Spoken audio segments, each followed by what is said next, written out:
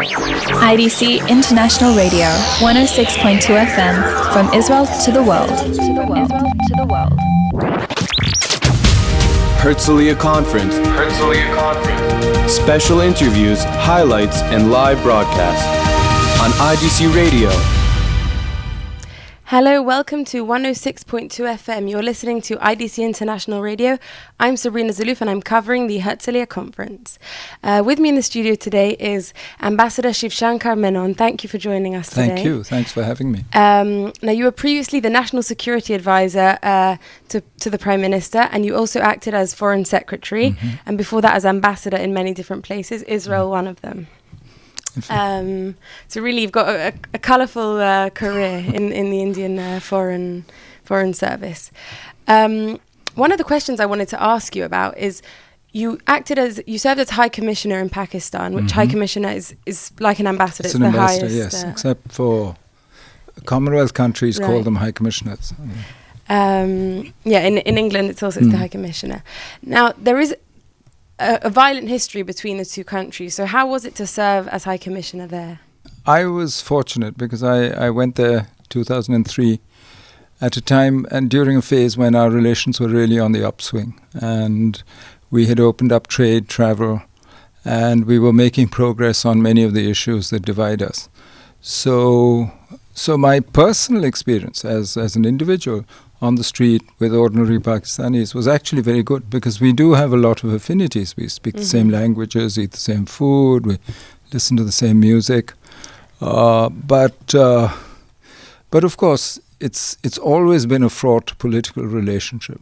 And we have big issues, including the Pakistanis think that Kashmir belongs to them. They occupy 1/3 of it. We therefore have there's cross-border terrorism out of Pakistan. So it's not an easy relationship. But I was fortunate that I was there at a time when we seemed to be making progress in trying to resolve them. That's interesting.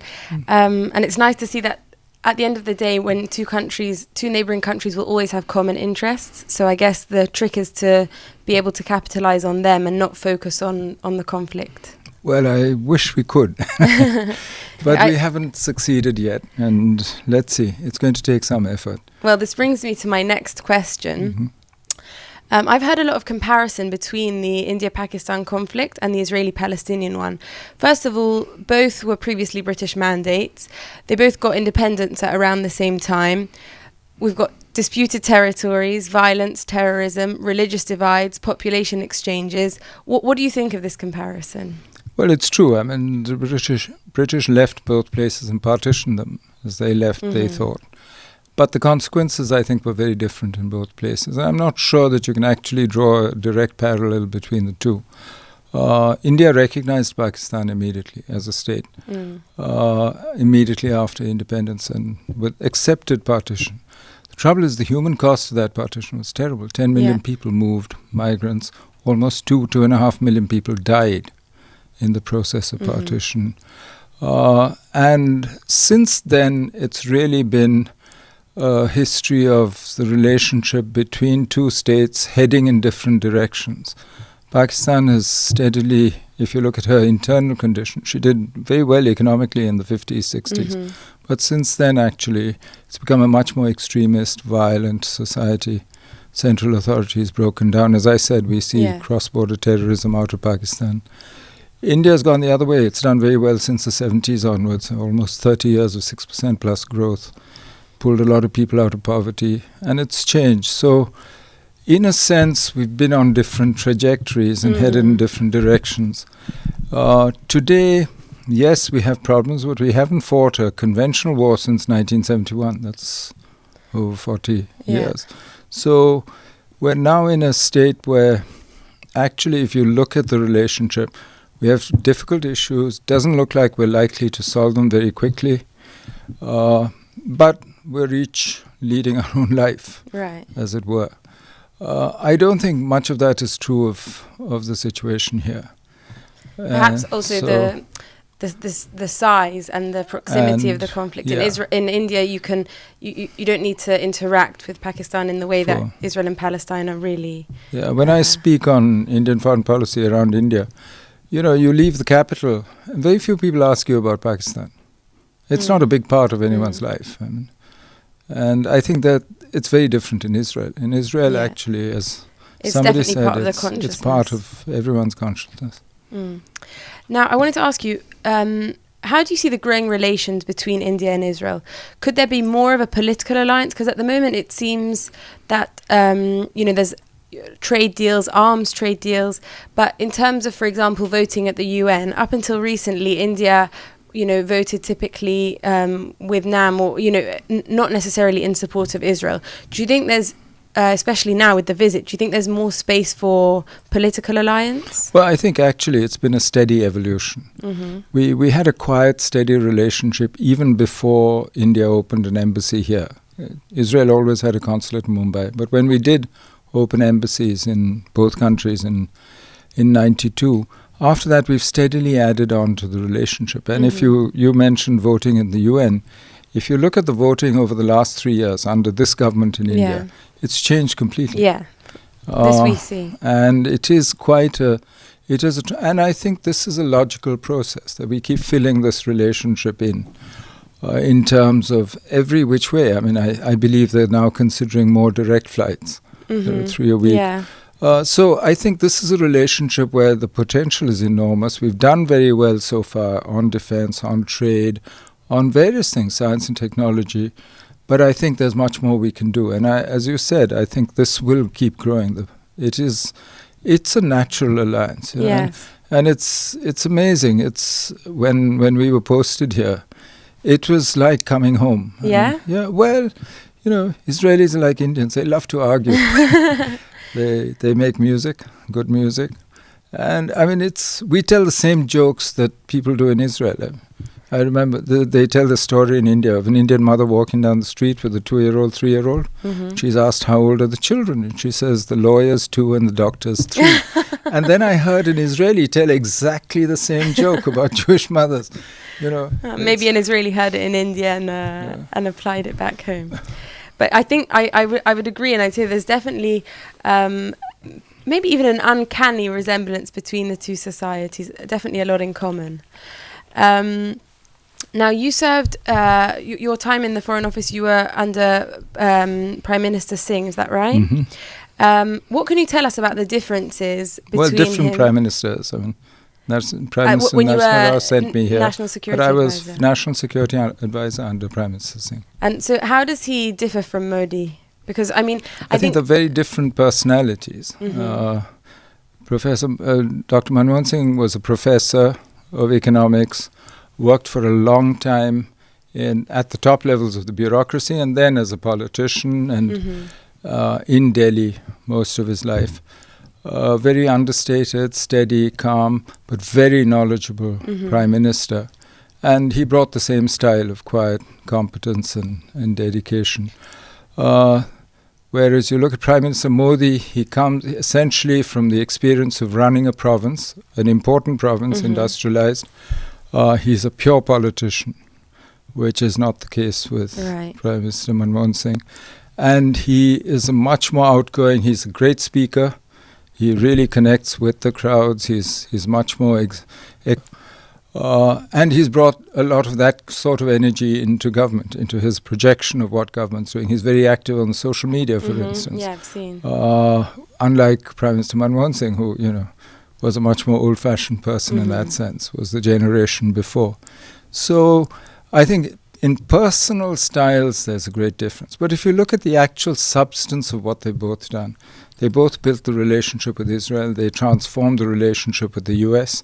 Prime Minister Modi has taken it to a step beyond what it was before. But Prime Minister Manmohan Singh also did a great deal to make that possible. So if you look at the actual foreign policy, it's been actually more of the same. And I think a continuation of a process. In a sense, yes, taking it to the next level.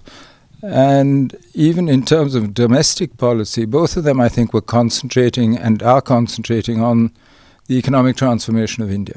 Because if you don't have the means, the rest of it becomes words. And you really need to... And there's so much that needs to be done in India to actually develop the country further.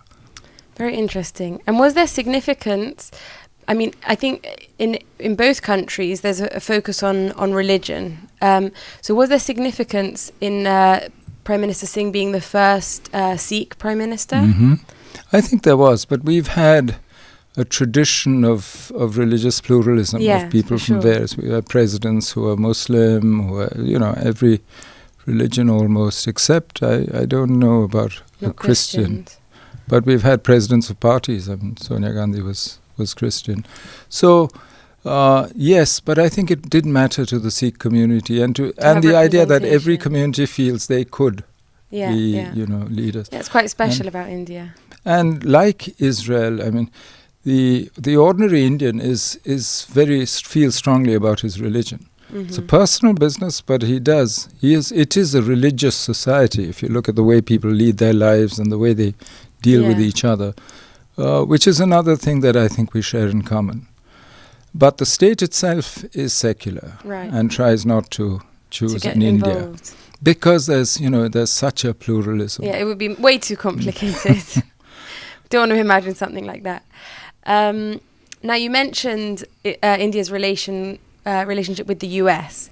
Now that President Trump has emerged on the scene, do you have any concerns perhaps that India should depend less on a relationship with Trump and maybe more focus on regional superiority? Or the interesting thing with the US is, I mean, we've transformed the relationship with the US starting roughly with the Bill Clinton administration. Mm-hmm. And successive governments of India of different shades, political shades, and different administrations. I mean, under President George W. Bush, under President Obama. Mm-hmm. In each case, we've taken the relationship forward. Until now, it's a true strategic partnership.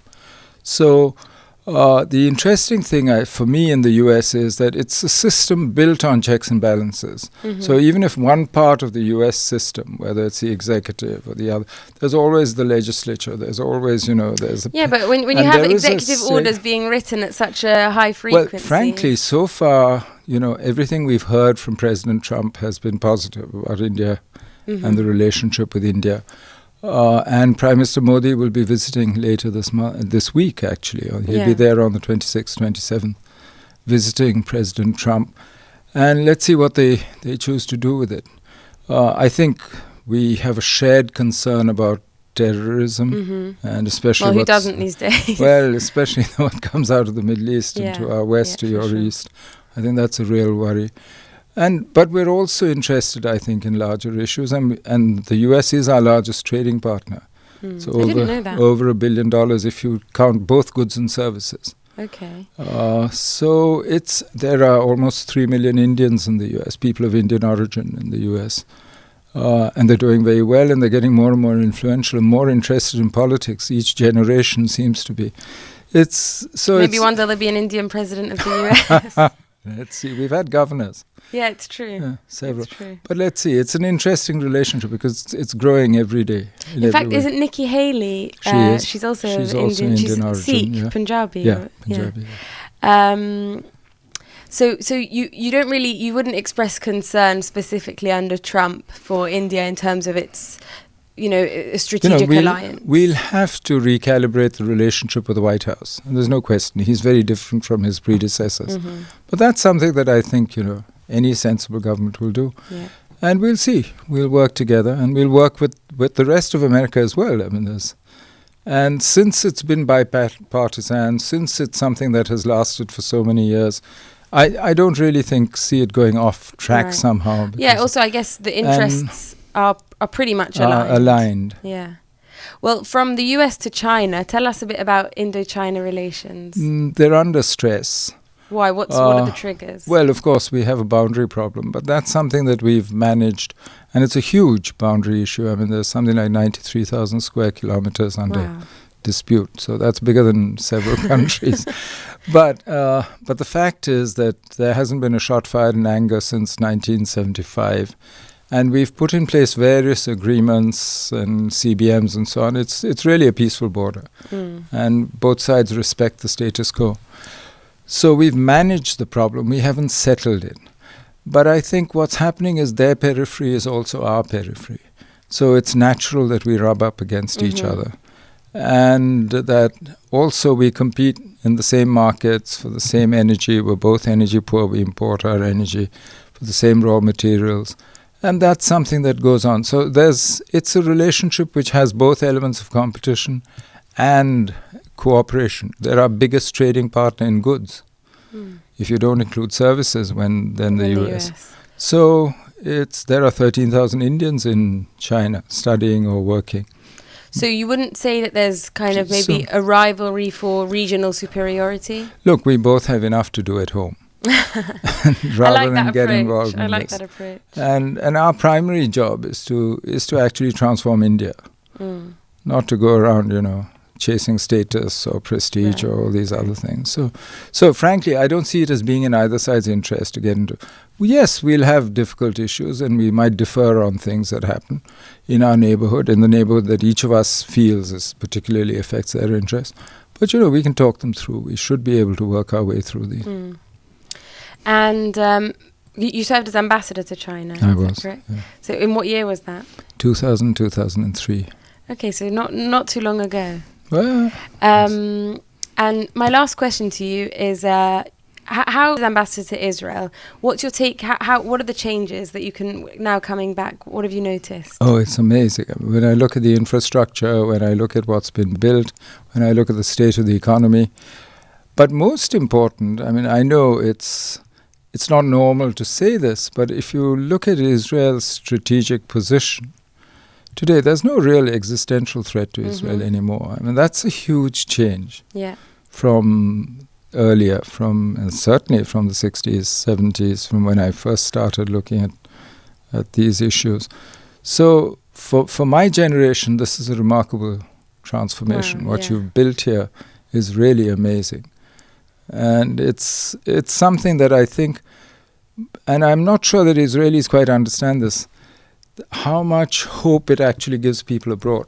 That you can do this with so little available to you, that you can actually build a country up and build a life for people like this. And it's really quite an achievement. Well, and in India, I think people recognize this. I think they had a poll recently, and way over half the population, when they were listing countries they admire, Israel was, I think, in the top 5. Oh, that's very interesting. And more than half the population looked at Israel very positively. Good to know. Anyway, Ambassador, thank you for coming into the studio. It's been an absolute pleasure, and I hope you enjoy the rest of the conference. And, thank you. And thank you for having me. Thank you very much. Bye. IDC International Radio, 106.2 FM, from Israel to the world.